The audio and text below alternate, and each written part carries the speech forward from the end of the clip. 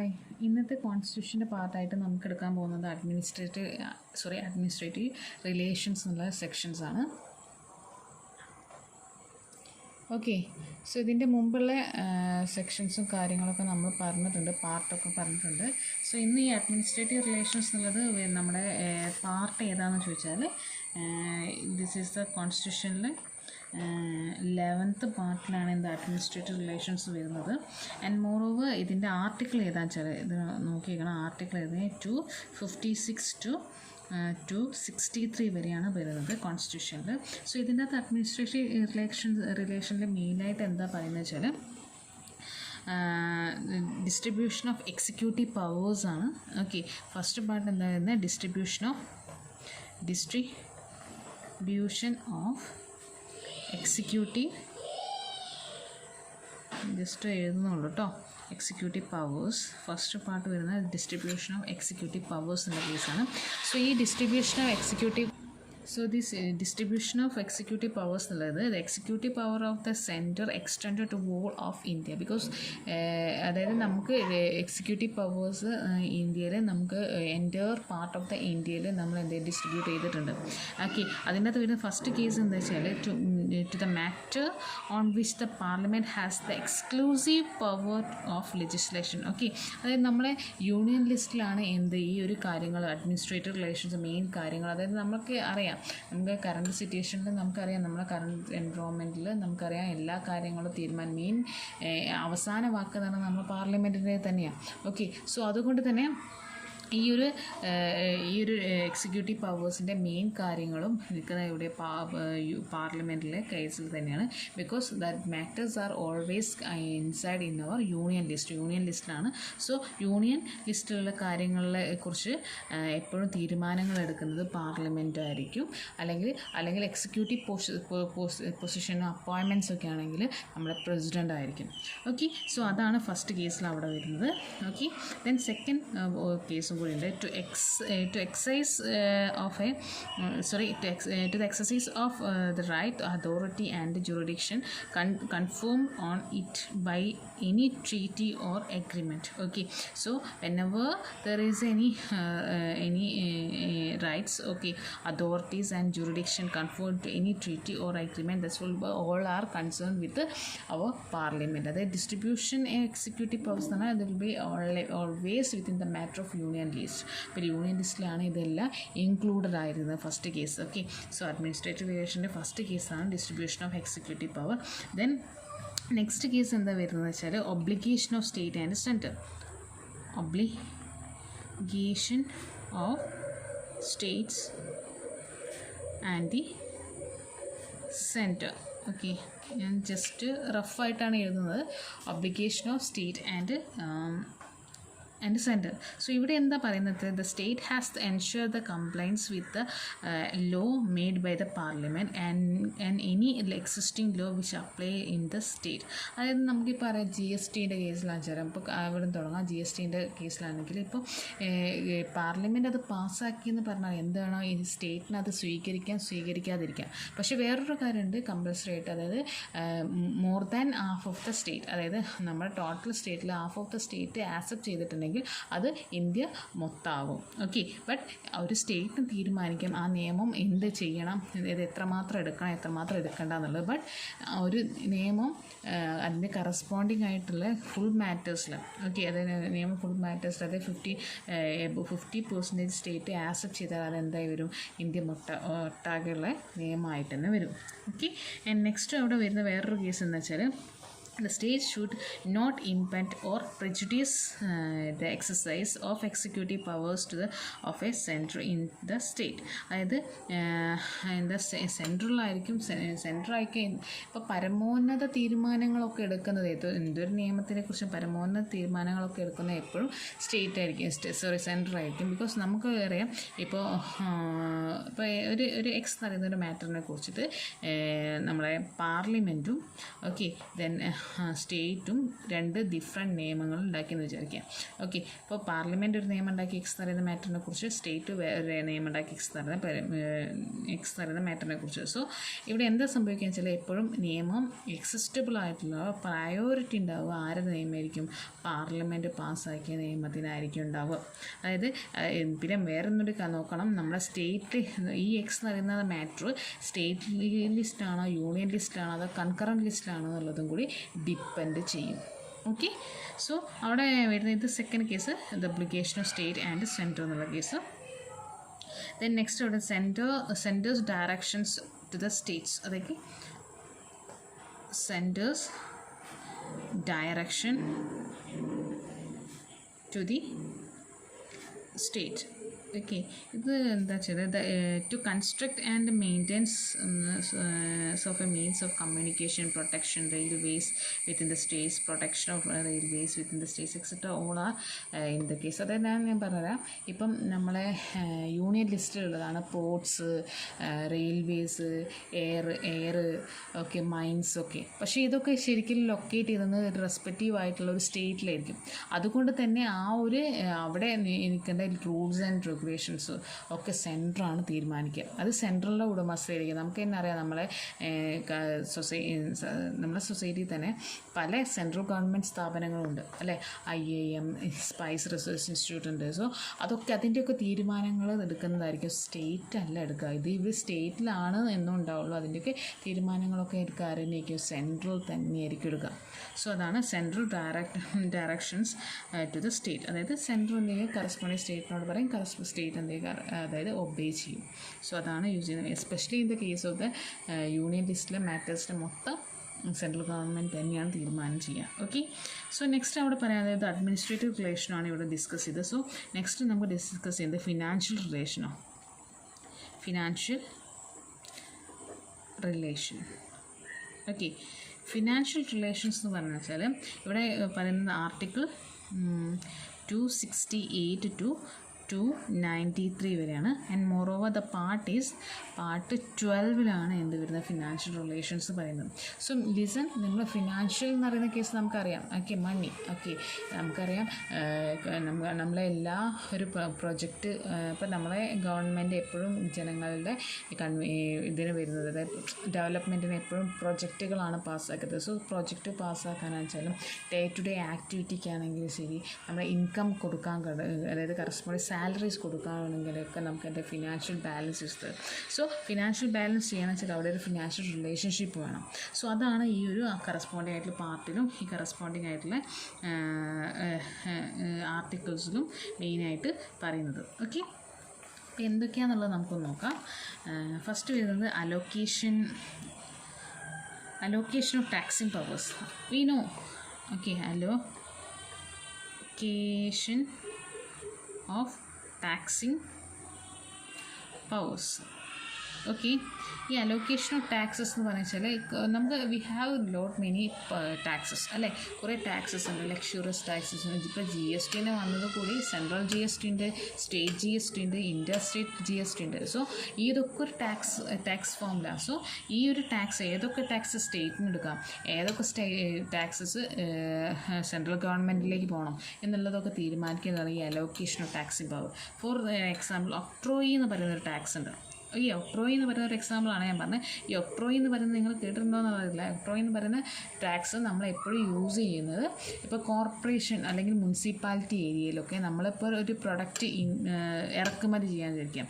ഒരു എക്സ് എന്ന് പറയുന്ന ഒരു പ്രൊഡക്റ്റ് അവിടെ ഇറക്കുമതി ചെയ്യുകയാണെന്ന് വെച്ചാൽ അവിടെ കൊടുക്കേണ്ട ടാക്സാണ് ഈ ഒക്ട്രോയി എന്ന് പറയുന്നത്. ഇത് മെയിനായിട്ട് കോർപ്പറേഷനിലേക്കും മുനിസിപ്പാലിറ്റിയിലേക്കൊക്കെ പോകുന്ന ടാക്സാണ്. സോ ഇങ്ങനെ ഒരു അത് ഞാൻ പറയുന്ന സമയത്ത് കോർപ്പറേഷനിലും മുനിസിപ്പാലിറ്റിയിലൊക്കെ മെയിൻ ടാക്സ്, അതായത് മെയിൻ ഇൻകം എന്ന് പറയുന്നത് ഈ ഒക്ട്രോയി തന്നെയാണ് അവിടെ ഉണ്ടാകുന്നത്. ഓക്കെ, സോ അതായത് ഇത്രയും പറയുന്നുള്ള ഓരോ ടാക്സസ് ഉണ്ട്, ഓരോ ടാക്സസ് ആരൊക്കെ കീഴിലാണ് വരുന്നത് എന്നുള്ളത് കറക്റ്റായിട്ട് അറിയാം. അപ്പോൾ ഇപ്പോൾ കോർപ്പറേറ്റീവ് ടാക്സ്, ഇപ്പം നമ്മൾ അംബാനി ഗ്രൂപ്പൊക്കെ എന്ത് ചെയ്യണം, കറസ്പോണ്ടിങ് ടാക്സ് അടയ്ക്കണം. സോ അവരടയ്ക്കുന്ന ടാക്സാണ് കോർപ്പറേറ്റീവ് ടാക്സ്. അതായത് വലിയ വലിയ ബിസിനസ്സുകാരൊക്കെ അടയ്ക്കും. അത് ആ കോർപ്പറേറ്റീവ് ടാക്സ് എങ്ങോട്ടേക്കാണ് പോവുക? സെൻറ്ററിലേക്കാണ് പോവുക. ഓക്കെ, അതിനുവേണ്ടി എക്സൈസ് ഡ്യൂട്ടീസൊക്കെ എങ്ങോട്ടേക്കാണ് പോവുക? എക്സൈസ് ഡ്യൂട്ടീസൊക്കെ പോവുക സ്റ്റേറ്റിലേക്കാണ് പോവുക. ഓക്കെ, ഇപ്പോൾ ഇതൊക്കെ സ്റ്റേറ്റ് ജി എസ് ടിൻ്റെ സെൻട്രൽ ജി എസ് ടിൻ്റെ ഇൻ്റർ സ്റ്റേറ്റ് ജി എസ് ടിൻ്റെ ഒക്കെ അണ്ടറിലാണ്. So this is the allocation of taxing power. അതായത് ടാക്സ് ചില ടാക്സസ് ആരൊക്കെ എടുക്കണം, ആർക്കൊക്കെ അണ്ടറിലേക്ക്, സ്റ്റേറ്റിൻ്റെ അണ്ടറിലേക്കാണോ, അതായത് ലോക്കൽ ഗവൺമെൻറ്റിൻ്റെ അണ്ടറിലേക്കാണോ, അല്ലെങ്കിൽ സെൻട്രലിൻ്റെ അണ്ടറിലേക്കാണോ എന്നുള്ളത് അതൊക്കെ അലോക്കേറ്റ് ചെയ്തിരിക്കുകയാണ് ഫസ്റ്റ് സെക്ഷൻ വരുന്നത് അവിടെ ഫിനാൻഷ്യൽ റിലേഷൻഷിപ്പിൽ.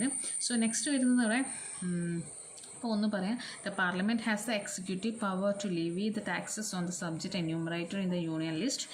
ആൻഡ് ദ യൂണിയൻ ലിസ്റ്റിലുള്ള എല്ലാ കാര്യത്തിൻ്റെയും ടാക്സ് എടുക്കുന്നവരാണ് നമ്മളെ പാർലമെൻറ്റാണ്. ആൻഡ് അതിൽ തീരുമാനിക്കുന്നത് അതിൻ്റെ അവസാന തീരുമാനം എന്ന് പറയുന്നത് പാർലമെൻറ്റാണ്. And the state legislature has the executive power to levy the taxes on the subject enumerated in the state list. അതായത് നമ്മളെ കെട്ടിട നികുതി, ഭൂനികുതി, പിന്നെന്താ വാഹന നികുതി, ഇതൊക്കെ സ്റ്റേറ്റിലേക്കാട്ടോ പോവുക. And there are no taxes entries in the concurrent ലിസ്റ്റിലുള്ളത് നമുക്ക് അറിയാം ഏതൊക്കെ സബ്ജക്റ്റാണ് കൺകറൻറ്റ് ലിസ്റ്റിലുള്ളത്. അതിന് സ്പെഷ്യൽ ടാക്സസ് ഒന്നുമില്ല. സോ ഇതാണ് അലൊക്കേഷൻ ടാക്സിങ് പവേഴ്സ് ഉള്ള കേസിൽ. ദെൻ അവിടെ വരുന്നത് grant in aid to the state. അപ്പോൾ ഗ്രാൻറ്റ് പ്രൊവൈഡ് ചെയ്യുന്നത് ഗ്രാൻറ്റ്. ഓക്കെ, അത് നെക്സ്റ്റ് ലൈനിൽ എഴുതാം. സോ ഈ ഒരു ഫിനാൻഷ്യൽ റിലേഷൻ്റെ കേസിൽ വരുന്ന ഒരു ടോപ്പിക്കാണ് എന്ത്, grants in aid to the state എന്നുള്ള കേസ്.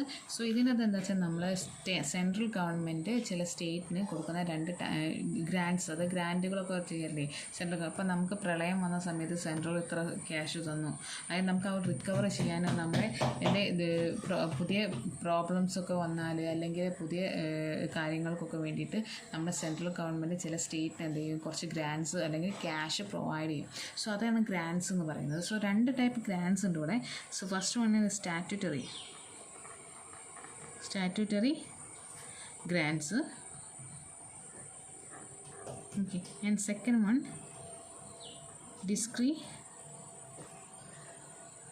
Discretionary grants. ഓക്കെ, ഈ സ്റ്റാറ്റ്യൂട്ടറി ഗ്രാൻറ്റ്സ് എന്ന് പറഞ്ഞാൽ ലിസൺ, ഇതിൻ്റെ മീനിങ് എന്താണെന്ന് വെച്ചാൽ, അപ്പോൾ ഇത് ആർട്ടിക്കിൾ 275 ആണ് ഇത് ഡിസ്ക്രൈബ് ചെയ്യുന്നത്. So this will be empowered that the parliament to make the grant to the state which are in need of the financial assistant and not to every state. അതായത് ഇപ്പോൾ financial balance ഇല്ലാത്ത സ്റ്റേറ്റിന്, financial balance ഇത്രമാത്രം ഖജനാവിൽ പണമൊന്നും ഇല്ലാത്ത സ്റ്റേറ്റിന് നമ്മുടെ central government കൊടുക്കുന്ന ക്യാഷാണ് എന്ത്, statutory ഗ്രാൻറ്റ്സ് പറയുന്നത്. ഈ സ്റ്റാറ്റ്യൂട്ടറി ഗ്രാൻറ്റ്സിനായിരിക്കും പലപ്പോഴും നമ്മളെ അതായത് നമുക്ക് കുറച്ച് ഈ ഒരു ഗ്രാൻറ്റ്സിൻ്റെ ബേസിൽ തന്നെ ആയിരിക്കും നമുക്ക് സാലറി പോകുന്നത് കേട്ടോ. പലർക്കും ഇപ്പോൾ ചീഫ് ജസ്റ്റിസിന് ജഡ്ജസിന് ഇപ്പോൾ ഗവൺമെൻറ് എംപ്ലോയിക്കൊക്കെ സാലറി പോകുന്നത് ഈ ഒരു സെക്ഷൻ ഗ്രാൻറ്റ്സ് നമുക്ക് കൊടുക്കുന്ന ആ ഒരു സെക്ഷനിലേക്ക് പോവുക. അതപ്പോൾ കറസ്പോണ്ടിങ് ആയിട്ട് ഈ സ്റ്റാറ്റ്യൂട്ടറി ഗ്രാൻറ്റ്സ് ആണ് അത് ഫിനാൻഷ്യൽ ബാലൻസ് സ്റ്റേബിൾ ആക്കാൻ വേണ്ടി ചില സ്റ്റേറ്റിന് സെൻട്രൽ ഗവൺമെൻറ് കൊടുക്കുന്നതാണ് എന്ത് സ്റ്റാറ്റ്യൂട്ടറി ഗ്രാൻറ്റ്സ് എന്ന് പറയുന്നത്. ഇത് എല്ലാ സ്റ്റേറ്റിനൊന്നും കിട്ടില്ല, ഫിനാൻഷ്യലി സെറ്റിൽഡ് ആയിട്ടുള്ള സ്റ്റേറ്റിനൊന്നും കിട്ടില്ല.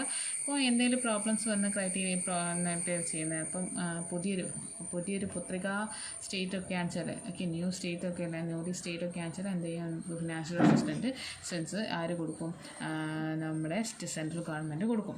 ഓക്കെ, ദെൻ നെക്സ്റ്റ് വരുന്നത് ഡിസ്ക്രിറ്ററി ഗ്രാൻറ്റ്സ് ആണ്. സോ ഡിസ്ക്രിറ്ററി ഗ്രാൻറ്റ്സ് എന്ന് വെച്ചാൽ പബ്ലിക് പേർപ്പസിന് വേണ്ടിയിട്ട്, this is only for the public purpose.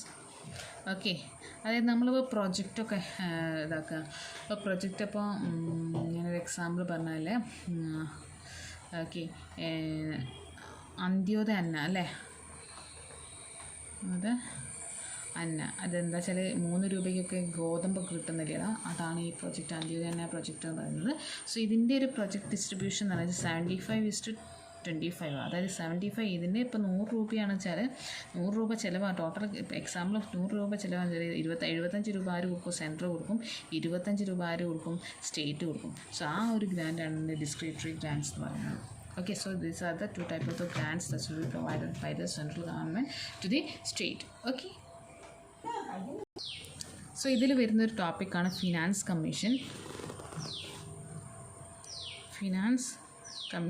ഇത് ഇമ്പോർട്ടൻ്റ് ആണ്. ഓക്കെ, സോ ഫിനാൻസ് കമ്മീഷൻ്റെ ആർട്ടിക്കിൾ എത്രയാ വെച്ചാൽ ആർട്ടിക്കിൾ ടു 80 ആണ് ഫിനാൻസ് കമ്മീഷനെ കുറിച്ച് ഡിസ്ക്രൈബ് ചെയ്യുന്നത്. So finance commission is appointed by president ആണ് അപ്പോയിൻറ്റ് ചെയ്യുന്നത്. ഫോർ 5 ഇയേഴ്സിലേക്കാണ് നമ്മൾ എന്ത് ചെയ്യുന്നത് വെച്ചാൽ ഫിനാൻസ് കമ്മീഷൻ അപ്പോയിൻറ്റ് ചെയ്യുന്നത്.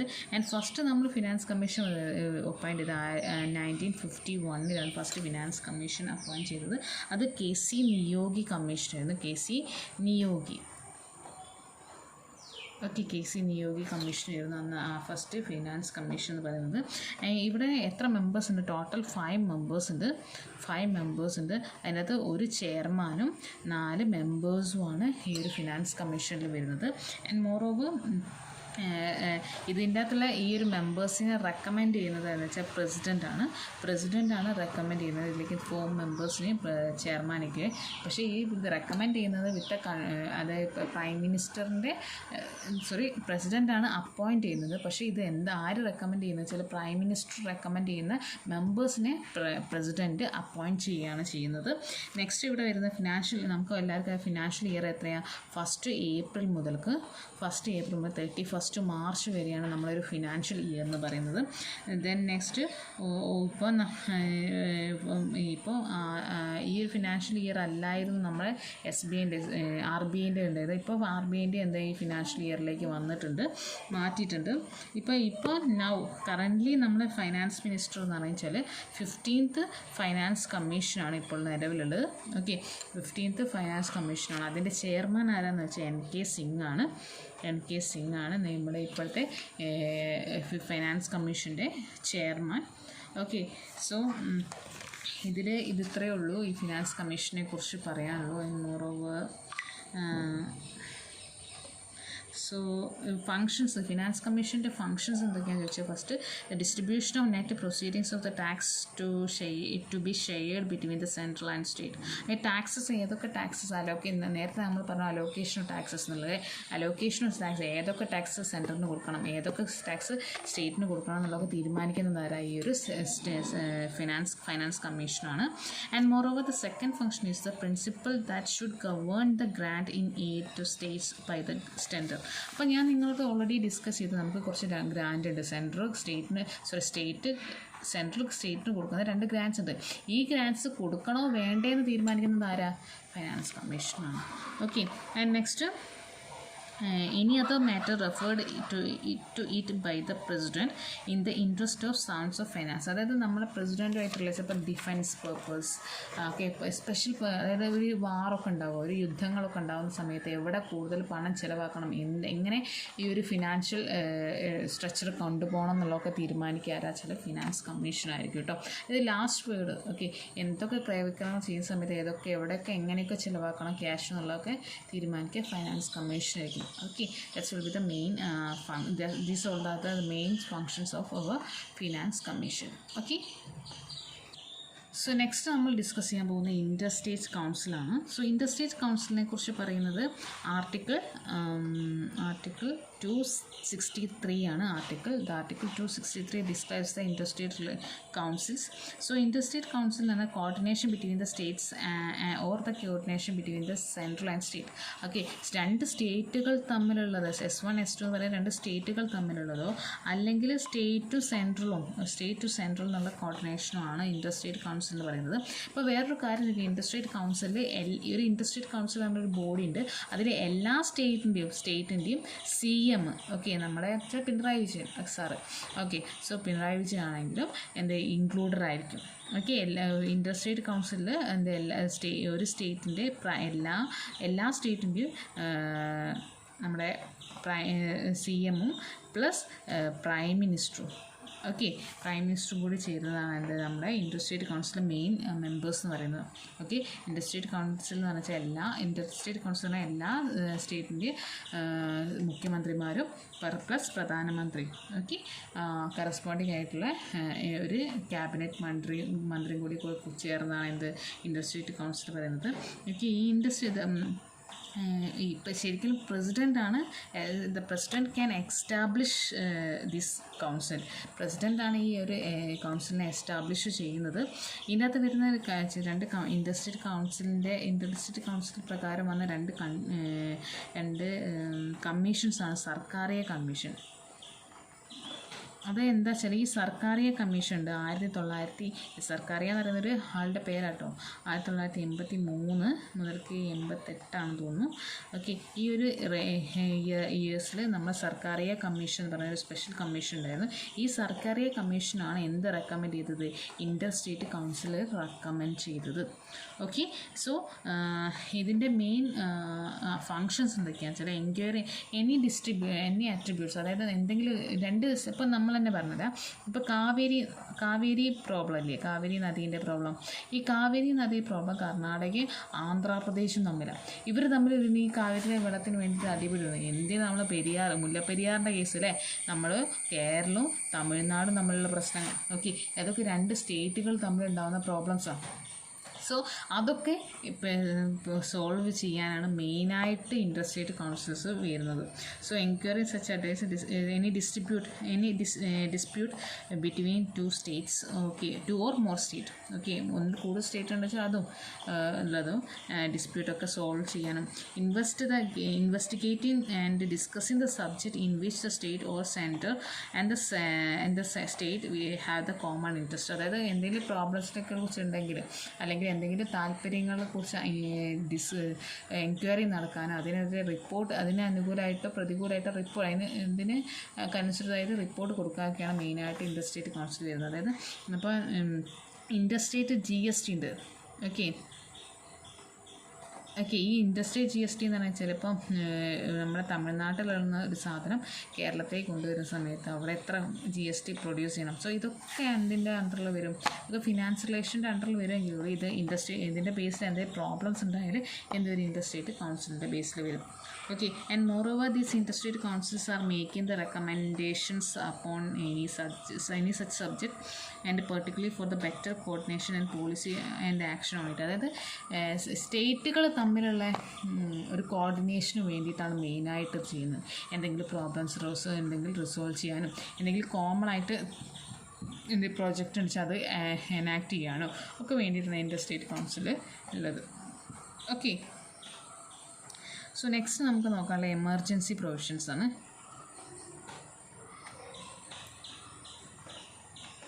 ഓക്കെ, സോ എമർജൻസി പ്രൊവിഷനിൽ സോ നെക്സ്റ്റ് ഉള്ളത് എമർജൻസി പ്രൊവിഷൻസ് ആണ്. ഈ എമർജൻസി പ്രൊവിഷൻസ് എന്ന് വെച്ചാൽ മെയിനായിട്ട് എമർജൻസി പ്രഖ്യാപിക്കുക എപ്പോഴെങ്കിലും എന്തെങ്കിലും ഒരു ക്രൈസിസ് വന്നാൽ, ഓക്കെ, വാറ്, നമ്മുടെ സ്റ്റേറ്റിൽ തന്നെയുള്ള armed wars, okay, armed rebellions, പിന്നെ ഫിനാൻഷ്യൽ ക്രൈസിസ്. സോ അതൊക്കെ വന്നാൽ നമ്മുടെ സെൻട്രൽ ഗവൺമെൻറ് പ്രൊഡ്യൂസ് ചെയ്യുന്നതാണ് എന്ത് എമർജൻസി എന്ന് പറയുന്നത് കേസ്. സോ ഇത് 3 ടൈപ്പ്, ബേസിക്കലി നമ്മുടെ കോൺസ്റ്റിറ്റ്യൂഷൻ പ്രകാരം 3 ടൈപ്പ് എമർജൻസീസ് ഉണ്ട്. Okay, the first type is national emergency, second type is state emergency, and the third one is financial emergency. Okay, so here there will be the emergency provisions. The emergencies are 3 types. So first one is national emergency, second one is state emergency, and the third one is financial emergency. And moreover here the emergency provisions are mainly discussed at the article section 352 to 360. Okay, 350 to 360 വരെയുള്ള articles ആണ് എന്ത് emergency പ്രൊവിഷൻസിനെ കുറിച്ച് describe ചെയ്യുന്നത്. So listen, നമുക്ക് ഓരോ emergency ഒന്ന് detail ആയി നോക്കേണ്ടത് ആവശ്യമാണ്. സോ നാഷണൽ എമർജൻസീസ് കേസിൽ ആർട്ടിക്കിൾ 352 ആണ് നാഷണൽ എമർജൻസി ഡിസ്ക്രൈബ് ചെയ്യുന്നത്. ആൻഡ് നെക്സ്റ്റ് സ്റ്റേറ്റ് എമർജൻസി വെച്ചാൽ ആർട്ടിക്കിൾ 356 ആണ് state emergency. And financial emergency വെച്ചാൽ ആർട്ടിക്കിൾ 360 ആണ് ഫിനാൻഷ്യൽ എമർജൻസി ഡിസ്ക്രൈബ് ചെയ്യുന്നത്. സോ നാഷണൽ എമർജൻസി കേസിൽ നമ്മളിപ്പോൾ ടോട്ടലി 3 തവണ ഇന്ത്യയിൽ 3 തവണ നാഷണൽ എമർജൻസി വന്നിട്ടുണ്ട്. റീസൺ ഇതിപ്പോൾ 3 തവണ വന്നത് എന്തൊക്കെയാണ്, നിങ്ങൾക്ക് അത് ഏതൊക്കെയാണെന്നുള്ളത് ഏതൊക്കെ ഇയേഴ്സിലാണെന്നുള്ളത് നിങ്ങൾക്ക് പഠിക്കേണ്ട ആവശ്യമില്ല. ഓക്കെ, 3 തവണ ഇന്ത്യയിൽ എന്ത് എമർജൻസി വന്നിട്ടുണ്ട്, അതൊക്കെ നമ്മളൊക്കെ ജനിക്കുന്നതിന് മുമ്പെയാണ്. ഓക്കെ, സോ ഈ 3 എമർജൻസി എന്തിനൊക്കെ വേണ്ടിയിട്ടാണെന്നുള്ള വെച്ചാൽ 3 വാർസ് വന്നിട്ടുണ്ടായിരുന്നു. ഒന്ന് ഇന്ത്യ ചൈന വാറ്, ഇന്ത്യ പാക് വാറ്, ഓക്കെ. സോ ഇന്ത്യ പാക് വാർ, പിന്നെ ഒന്ന് ആംഡ് റിബലിയൻ്റെ കേസിലാണ് വന്നത്. സോ 3 എന്ത് വന്നിട്ടുണ്ട് എമർജൻസീസ് നമ്മൾ ഓൾറെഡി പ്രൊക്ലെയിം ചെയ്തിട്ടുണ്ട്. ഇതായത് സെക്കൻഡ് എമർജൻസിയാണ് ലോങ്ങസ്റ്റ് ആയിട്ട് പോയത്. ഓക്കെ, ലോങ്ങസ്റ്റ് എമർജൻസി ഏതാണെന്ന് വെച്ചാൽ സെക്കൻഡ് നാഷണൽ എമർജൻസിയാണ് ലോങ്ങസ്റ്റ് വൺ. ആൻഡ് നെക്സ്റ്റ് ഇപ്പം അതായത് നമ്മുടെ സറൗണ്ടിങ്സ് യുദ്ധം കാരണമോ അല്ലെങ്കിൽ ഇൻറ്റേർണൽ ഡിസ്റ്റർബൻസ് കാരണമൊക്കെയാണ് നമ്മൾ നാഷണൽ എമർജൻസി എപ്പോഴും പ്രഖ്യാപിക്കാം. Okay, and moreover ഇതിൽ state so moreover we can explain this national emergency as the emergency due to war, external aggregation or armed rebellion. armed rebellion internal disturbance ആണ് armed rebellion എന്ന് പറയുന്നത്. This popularly is known as the national emergency. So however this constitution employs the expression and the proclamation of an emergency to denote the emergency of this type. Okay, so ഞാൻ already പറഞ്ഞു, അതായത് ഇതിൻ്റെയൊക്കെ ബേസിലാണ് നമ്മൾ emergency പ്രഖ്യാപിച്ചത്. So that will be called it as national emergency. So ഇന്ത്യയുടെ കേസിലാണെന്ന് വെച്ചാൽ India China war, India Pak war, ഒന്ന് ഇൻറ്റേർണൽ ഡിസ്റ്റർബൻസ് കാരണം ടോട്ടൽ 3 എമർജൻസി നമുക്ക് ഓൾറെഡി വന്നിട്ടുണ്ട്. അതിൽ സെക്കൻഡ് നാഷണൽ എമർജൻസി ആണ് the longest one. Okay, then next പറയാനുള്ളത് സ്റ്റേറ്റ് എമർജൻസിയാണ്. സോ സ്റ്റേറ്റ് എമർജൻസി എക്സ്പ്ലെയിൻ ചെയ്യുന്ന ഓൾറെഡി പറഞ്ഞു, ആർട്ടിക്കിൾ 356 ആണ്.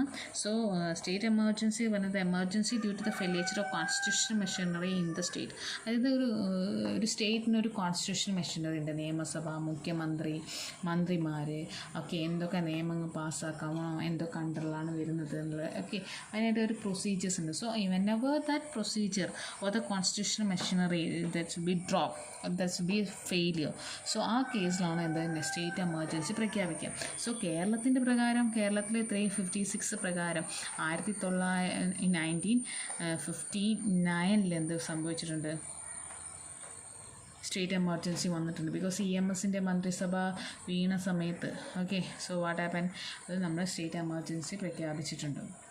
ഓക്കെ, സോ എമർജൻസി എപ്പോഴും പ്രഖ്യാപിക്കുന്നത് പ്രസിഡൻ്റ് ആട്ടോ, with recommendation of prime minister. Okay, അല്ലെങ്കിൽ പാർലമെൻറ്റ് റെക്കമെൻഡേഷൻ കൂടിയാണ് എന്ത് പാസ്സാക്കുന്നത്. ബട്ട് ഒരു സ്റ്റേറ്റ് എമർജൻസീൻ്റെ കേസിൽ ഒരു സ്റ്റേറ്റ് എമർജൻസീൻ്റെ കേസിൽ പിന്നെ ഈ സ്റ്റേറ്റിന് വേണ്ടിയിട്ടുള്ള എല്ലാ നിയമങ്ങളും ഇപ്പോൾ നമ്മുടെ കേരളം ഇപ്പോൾ ഈ ഒരു ഇയറിൽ എമർജൻസി പീരീഡാണ്, സ്റ്റേറ്റ് എമർജൻസിയാണ്. സോ ആ ഒരു ടൈമിൽ കേരളത്തിന് വേണ്ടിയിട്ടുള്ള എല്ലാ നിയമങ്ങളും പാസ്സാക്കുക എവിടെയാണെന്ന് വെച്ചാൽ നമ്മുടെ പാർലമെൻറ്റിലാണ്.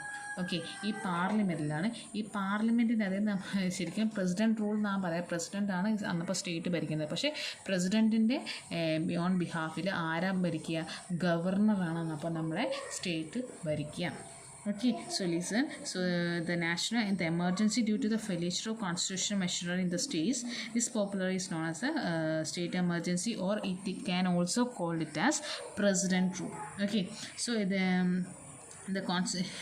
and moreover, however, this constitution does not use the word of emergency for this situation.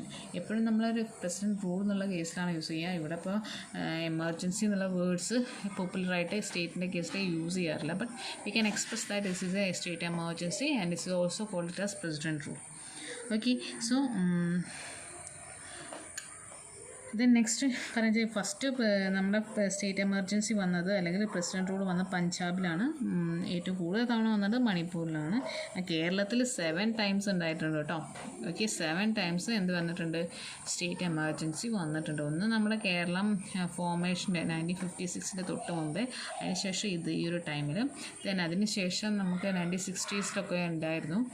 Okay, ഒരു ചെറിയൊരു പ്രോബ്ലം ഉണ്ടായിരുന്നു. അത് ഈ ഇടുക്കിയിലൊക്കെ ഒരു ആദിവാസി കോളനിയിലൊക്കെ പ്രോബ്ലം കാരണം വന്നിട്ടുണ്ടായിരുന്നു. സോ അതൊക്കെയാണ് നമ്മളെ സ്റ്റേറ്റ് എമർജൻസി. കേരളത്തിൽ 7 times വന്നിട്ടുണ്ട് കേട്ടോ. ദെൻ നെക്സ്റ്റ് പറയാനുള്ള ഫിനാൻഷ്യൽ എമർജൻസിയാണ്. ഫിനാൻഷ്യൽ എമർജൻസി എക്സ്പ്ലെയിൻ ചെയ്യുന്ന ആർട്ടിക്കിൾ 360 ആണ്. സോ ഫിനാൻഷ്യൽ എമർജൻസി ഒന്നുമില്ല. The financial emergency is due to the threat to the financial stability or credit of the India. അതായത് നമ്മളെ ഫിനാൻഷ്യൽ സ്റ്റാറ്റസിന് എന്തെങ്കിലും പ്രോബ്ലംസ് വന്നാലാണ് എന്ത് ചെയ്യുക, നമ്മൾ ഫിനാൻഷ്യൽ എമർജൻസി പ്രഖ്യാപിക്കാം. ഓക്കെ, സോ ഇന്നേ വരെ ഫിനാൻഷ്യൽ എമർജൻസി നമ്മൾ പ്രഖ്യാപിച്ചിട്ടൊന്നുമില്ല. ഇന്നേവരെ ഇന്ത്യയിൽ ഫിനാൻഷ്യൽ എമർജൻസി വന്നിട്ടില്ല. ആൻഡ് മോറോവർ ഇവിടെ വന്ന വേറൊരു കേസാണ് ഡീമോണിറ്റേഷൻ. അത് നിങ്ങൾക്കറിയാം അല്ലേ? അത് നമ്മളെ പ്രൈം മിനിസ്റ്റർ എന്ത് ചെയ്തു, കുറച്ച് എന്ത് ചെയ്ത് മണീൻ്റെ കേസിൽ കുറച്ച് പുതിയ റൂൾസും കാര്യങ്ങളൊക്കെ കൊണ്ടുവന്നു. ആൻഡ് 2000 റുപ്പീസ് നിങ്ങൾക്ക് അറിയില്ല, എല്ലാവർക്കും അറിയാവുന്ന രീതിയായിരിക്കും ഡിമോണിറ്റൈസേഷൻ. അങ്ങനെ ഡിമോണിറ്റൈസേഷൻ നമുക്കിപ്പോൾ വന്നത് 2016 നമ്മൾ അറിഞ്ഞു വന്നത്. നമ്മൾ അനുഭവിച്ചത്. അതിൻ്റെ മുമ്പേയും വന്നിട്ടുണ്ട് ഡിമോണിറ്റൈസേഷൻ. അതൊന്ന് 1946 1978 ഡിമോണിറ്റൈസേഷൻ വന്നിട്ടുണ്ട്. അപ്പോൾ മൂന്നാമത്തെ തവണയാണ് ഇന്ന് വന്നത് 2016 ഡിമോണിറ്റൈസേഷൻ വന്നത് കേട്ടോ. ആൻഡ് മോറോവർ ഇവിടെയൊക്കെ പറയുന്ന വേറൊരു കോമൺ ആയിട്ടൊരു കാര്യമുണ്ട്. നമ്മളില്ല ഈ ഒരു എമർജൻസി പീരീഡിൽ suspension of fundamental rights. Fundamental rights എല്ലാം സസ്പെൻഡ് ചെയ്യും. നമുക്ക് ഓൾറെഡി അറിയാം, പാർട്ട് 3 നമ്മൾ കുറേ ഫണ്ടമെൻ്റൽ റൈറ്റ്സ് പഠിച്ചിട്ടുണ്ടായിരുന്നു. സോ ആ ഒരു ഫണ്ടമെൻ്റൽ റൈറ്റ്സ് എല്ലാം സസ്പെൻഡ് ചെയ്യും. But except the 2 articles. 2 article ഒഴികെ. Article 20, article 21. ആർട്ടിക്കിൾ 20 എന്ന് പറഞ്ഞാൽ ആർക്കുള്ളതാണ്? നമ്മൾ കൺവിക്റ്റഡ് പേഴ്സണുള്ളതാണ്. 21 എന്ന് പറഞ്ഞാൽ ലൈഫ് ആൻഡ് ലിബർട്ടി, ജീവിക്കാനുള്ള സ്വാതന്ത്ര്യമാണ്. സോ ഇത് രണ്ടും ഒഴികെ, ഈ 2 ഫണ്ടമെൻ്റൽ റൈറ്റ്സ് ഒഴികെ ബാക്കി എല്ലാ ഫണ്ടമെൻ്റൽ റൈറ്റ്സും during the national emergency or the state emergencies will be or financial emergencies will be banned. Suspend ചെയ്യും. ഇത് 2 ഫണ്ടമെൻ്റൽ റൈറ്റ്സും നമുക്ക് ഉണ്ടാവുള്ളൂ. സ്പീച്ചിനുള്ള അധികാരമൊന്നും ഉണ്ടാവില്ല കേട്ടോ. സോ നെക്സ്റ്റ് സെക്ഷൻ എന്താ വെച്ചാൽ freedom of trade and freedom of trade commerce and intercourse ആണ്. So ഇത് പറയാൻ സിമ്പിളായിട്ട് നമ്മുടെ ഇന്ത്യയിൽ through out in between the state ആണെങ്കിൽ ശരി, ത്രൂ ഔട്ട് ദ ഇന്ത്യ ആണെങ്കിൽ ശരി, നമുക്കൊരു കൊമേഴ്ഷ്യൽ പർപ്പസ്, എക്സ് എന്ന് പറയുന്നൊരു മെറ്റീരിയൽ ട്രേഡ് ചെയ്യാനുള്ള അവകാശം തരുന്നതാണ് എന്ത്? Freedom of trade commerce and intercourse പറയുന്നത്. സോ ബേസിക്കലി നമ്മളിത് ഓസ്ട്രേലിയൻ്റെ കോൺസ്റ്റിറ്റ്യൂഷനിലെ സെക്ഷൻ 92 നമ്മൾ ബോറോ ചെയ്തതാണ് കേട്ടോ. This section we borrowed from Australia. Australian section 92 ആണ് നമ്മൾ ബോറോ ചെയ്തത്. And moreover there is freedom to trade can explain with the article 301 ആണ്. കോൺസ്റ്റിറ്റ്യൂഷൻ്റെ 301 ആണ് article freedom of trade and കൊമേഴ്സിൽ എക്സ്പ്ലെയിൻ ചെയ്യുന്നത്. ദെൻ നെക്സ്റ്റ് അവിടെ നിന്ന് ആക്ച്വലി ഇതെന്താ വെച്ചാൽ it made also sure to include the provisions that the free allow of goods is allowed not only between the different state but also within the state as well. അതായത് within the സ്റ്റേറ്റിലും in between the സ്റ്റേറ്റിലും throughout the ഇന്ത്യയിലും നമുക്ക് trade നടത്താനുള്ള പെർമിഷനാണ് അല്ലെങ്കിൽ ഫ്രീഡമാണ് തരുന്നത്. So ഇത്ര മാത്രമുള്ള ഈ ഒരു ഭാഗത്ത് പഠിക്കാമല്ലോ. Freedom of trade and commerce എന്ന് പറഞ്ഞാൽ it will be provision to ensure the removing the position of restrictions which may put it and ensure the free follow of goods throughout the country. Throughout the entire the country and within the state, in between the state നമുക്കൊരു ഇപ്പോൾ material purchase ചെയ്യാനും trade ചെയ്യാനുമുള്ള ഫ്രീഡമാണ് തരുന്നത്. It's will be borrowed from Australian constitution and the article describes is 301. So next we are going to discuss about the important topic is CAG, Controller and Auditor General of India, CAG. So ഈ CAG എന്ന് പറഞ്ഞാൽ controller and auditor general of India. So the controller and CAGനെ കുറിച്ച് describe ചെയ്യുന്ന article ഏതാ വെച്ചാൽ article 148 ആണ് CAGനെ കുറിച്ച് ഡിസ്ക്രൈബ് ചെയ്യുന്നത്. The constitution of India article 148 provides a independent office for the controller and auditor general of India. Is the head of the audit and accounts department. അതായത് അക്കൗണ്ട്സിൻ്റെയും ഓഡിറ്റിൻ്റെയും ഡിപ്പാർട്ട്മെൻറ്റ് ഹെഡാണ്. ഇന്ത്യൻ ഓഡിറ്റിൻ്റെയും ഇന്ത്യൻ അക്കൗണ്ട്സിൻ്റെയും ഹെഡാണ് ആര്? CAG എന്ന് പറയുന്നത്. CAG is the head of the Indian audit and account department and his duty is to uphold the constitution of India and laws of the parliament in the field of the financial administration. He is basically doing the financial administration. Financial സ്റ്റേറ്റ്മെൻറ്റിൻ്റെ correct report തയ്യാറാക്കുന്നത് ആരായിരിക്കും എന്ന് ചോദിച്ചാൽ finance കമ്മീഷനാണ് already corresponding distribution of monies എന്നുള്ള കേസിലേക്ക് വരിക. But അതിൻ്റെ കറക്റ്റ് റിപ്പോർട്ട് തയ്യാറാക്കുക ആരാ വെച്ചാൽ നമ്മുടെ CAG ആയിരിക്കും. സോ ദ അപ്പോയിൻമെൻറ്റ് എങ്ങനെയാണ് വരുന്നത്? CAG is appointed by the president of India. CAGനെ ആരാ അപ്പോയിൻറ്റ് ചെയ്യുന്നത്? പ്രസിഡൻ്റാണ്, ഇന്ത്യൻ പ്രസിഡൻ്റാണ് CAGനെ അപ്പോയിൻറ്റ് ചെയ്യുന്നത്. And the period 6 years. 6 years അല്ലെങ്കിൽ 65 years ആണ്. 65 years of age, ബിക്കോസ് ഇതിലേതാണ് ഒരു വ്യക്തിക്ക് 6 years ആണോ ആവുന്നത് അല്ലെങ്കിൽ 65 ഏജ് ആണോ ആവുന്നത്, ഇതിൻ്റെ ഏതാണോ ആദ്യം ആവുന്നത് അതായിരിക്കും എടുക്കുക. Okay, so 6 years or 65 ages ആണ് അതിൻ്റെ ടേം പറയുന്നത്. അതിൻ്റെ ഡ്യൂട്ടീസ് ആൻഡ് പവേഴ്സ് എന്ന് പറയുന്നത് he audits the accounts related to all expenditure from the Consolidated Fund of India. Okay, so Consolidated Fund of India ഉണ്ട്, രണ്ട് ഫണ്ട് ഉണ്ട്, കൺസോളിഡേറ്റഡ് ഫണ്ട് ഉണ്ട്, കോണ്ടിജൻസി ഫണ്ട് ഉണ്ട്. കൺസോളിഡേറ്റഡ് ഫണ്ട് ഒന്നായിരിക്കും നമുക്ക് എന്ത് ചെയ്യുക വെച്ചാൽ സാലറീസ് ഒക്കെ നല്ല ഹൈ കമ്മീഷണേഴ്സിനൊക്കെ ഉള്ള സാലറീസ് ഒക്കെ പോകുക കൺസോളിഡേറ്റഡ് ഫണ്ട് എന്നാണ്. സോ അതിൻ്റെ കറക്റ്റ് റിപ്പോർട്ട് തയ്യാറാക്കൽ ആരാ വെച്ചാൽ CAG ആയിരിക്കും. ഓക്കെ, കൺസോളിഡേറ്റഡ് ഫണ്ടിൻ്റെ കറക്റ്റ് കൺസോളിഡേറ്റഡ് ഫണ്ടിൻ്റെ കറക്റ്റ് റിപ്പോർട്ട് തയ്യാറാക്കുന്ന ആരായിരിക്കും? CAG ആയിരിക്കും. ഈ report next public account committee ഉണ്ട്, ലോക്സഭയിലുള്ളൊരു കമ്മിറ്റിയുണ്ട് പബ്ലിക് അക്കൗണ്ട് കമ്മിറ്റി. ഈ റിപ്പോർട്ട് ആർക്കാണ് കൊടുക്കുന്നത്? പബ്ലിക് അക്കൗണ്ട് കമ്മിറ്റിക്കാണ് സബ്മിറ്റ് ചെയ്യേണ്ടത്. ഓക്കെ, സോ പബ്ലിക് അക്കൗണ്ട് കമ്മിറ്റീനെ പറയുന്ന പേരാണ് പോസ്റ്റ്മോർട്ടം കമ്മിറ്റി. ബിക്കോസ് എന്താ വെച്ചാൽ CAG കൊടുക്കുന്ന റിപ്പോർട്ടിനെ പോസ്റ്റ്മോർട്ടം ചെയ്ത്, അതായത് കറക്റ്റ് ആണോ, എന്തെങ്കിലും എവിടെ എറേഴ്സ് ഉണ്ടോ, എന്തെങ്കിലും ഇഷ്യൂസ് ഉണ്ടോ എന്നുള്ളതൊക്കെ ചെക്ക് ചെയ്യലാരാ? പബ്ലിക് അക്കൗണ്ട് കമ്മിറ്റിയാണ്. So that's why the public account committee is also called it as postmortem committee. Okay, and moreover he acted as a guide, friend and philosopher of public account committee. because ഈ public account കമ്മിറ്റീനെ main help ചെയ്യുന്ന ആയിരിക്കും CAG report തന്നെയായിരിക്കും. Okay, so he audits the receipts and expenditure of the central and each state. എല്ലാ സ്റ്റേറ്റിൻ്റെ expenditure എത്രയാണ് അല്ലെ receipt എത്രയാണ് എന്നുള്ളതൊക്കെ വെച്ചാൽ കറക്റ്റായിട്ട് വാല്യൂ ചെയ്തിട്ട് അതിന് കറസ്പോണ്ടിങ് ആയിട്ട് റിപ്പോർട്ട് തയ്യാറാക്കലാണ് മെയിനായിട്ട് CAG പറയുന്നത്.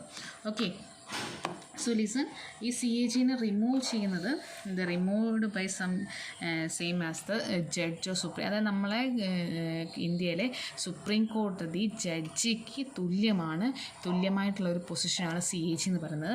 എങ്ങനെയാണോ സുപ്രീം കോടതി ജഡ്ജിനെ നമ്മൾ റിമൂവ് ചെയ്യുന്നത് അതുപോലെ തന്നെയായിരിക്കും CAGനെ റിമൂവ് ചെയ്യുക. ഓക്കെ, ദെൻ നെക്സ്റ്റ് നമ്മൾ പറയാനുള്ളത് എന്താ? ദെൻ നെക്സ്റ്റ് ആൻഡ് മോറോവർ ഇപ്പോൾ ഫസ്റ്റ് CAG ഇന്ത്യയിലെ ഫസ്റ്റ് CAG എന്ന് പറയുന്നത് നരഹരി റാവു ആണ് കേട്ടോ, നരഹരി റാവു. ഓക്കെ, ഇപ്പോൾ കറൻറ്റ് CAG എന്ന് പറയുന്നത് GC മുർമു, അതായത് ജഗദീഷ് ചന്ദ്ര മുർമു ആണ് ഇപ്പോഴത്തെ കറൻറ്റ് CAG എന്ന് പറയുന്നത്. Okay, so this is all about, it's enough for the details for CAG. Okay, ഇന്ന് ഈ ഒരു ടോപ്പിക്ക് ഞാനിവിടെ സ്റ്റോപ്പ് ചെയ്യാണ്. ഇവിടെ നമുക്കൊരു ക്ലാസ്സും കൂടി വേണം ഈ ഒരു 5th മൊഡ്യൂൾ കംപ്ലീറ്റ് ചെയ്യാൻ. സോ ഇനി നമുക്ക് എടുക്കാനുള്ളത് പബ്ലിക് സർവീസസ് എടുക്കാണ്ട്, ദെൻ അഡ്മിനിസ്ട്രേറ്റീവ് ട്രിബ്യൂണൽസ് എടുക്കാണ്ട്, ഒഫീഷ്യൽ ലാംഗ്വേജസ് എടുക്കാണ്ട്. ഈ 3 ടോപ്പിക്കും കൂടി ആൻഡ് മോറോവർ അമെൻമെൻറ്റും ഉണ്ട് കേട്ടോ. 4 ടോപ്പിക്ക്. ഓക്കെ, അമെൻമെൻറ്റ് ഈ 4 ടോപ്പിക്ക് കൂടി നമുക്ക് ഈ മൊഡ്യൂളിൽ കംപ്ലീറ്റ് ചെയ്യാനുള്ളൂ. സോ നമുക്ക് നെക്സ്റ്റ് ക്ലാസ്സിൽ ഈ 4 ടോപ്പിക്കും കംപ്ലീറ്റ് ചെയ്യാം. Okay, thank you.